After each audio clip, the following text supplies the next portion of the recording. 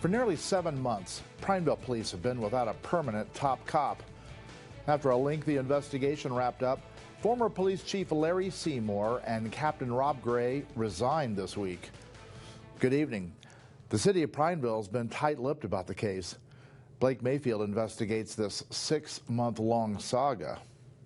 On Monday, the city of Prineville announced that Police Chief Larry Seymour and Captain Rob Gray resigned from their respective positions effective immediately. In a statement, the city wished them both the best in their future endeavors. Lieutenant Shane Wilson is acting as the officer in charge during the transitional period.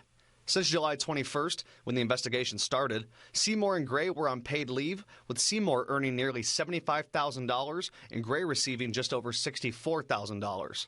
The investigation into Seymour and Gray was finished by a third party on November 28th. The city has not disclosed who the third party was or how much it cost to hire them. Nearly 5 months later in December, despite multiple requests, officials wouldn't release the investigation's findings to News Channel 21, citing employee privacy.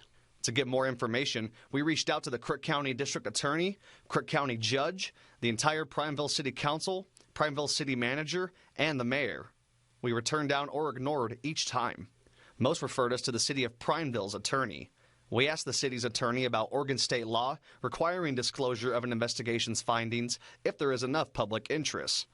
He then referred us to Oregon state law 181A.674 that allows them to make the choice of whether it's in the public's interest to release findings. Another Oregon state law, 181A.6745, says that if an investigation results from a complaint, they must disclose the results of the investigation. A contracted city spokesperson told us the investigation did not come from a complaint. So, we asked several times what did prompt it. She said the investigation didn't involve misconduct or criminal allegations. It was an internal human resources issue, and because of that, they aren't obligated to disclose to the public the nature of the investigation. The spokesperson also would not honor any interview requests. News Channel 21 has filed a public records request for the negotiated settlement agreement and the invoice from the third-party investigator. The city has acknowledged our requests, but as of Friday, has not provided the documents. We also asked if the resignations affected the officers' future benefits, like a pension, but didn't receive a clear answer.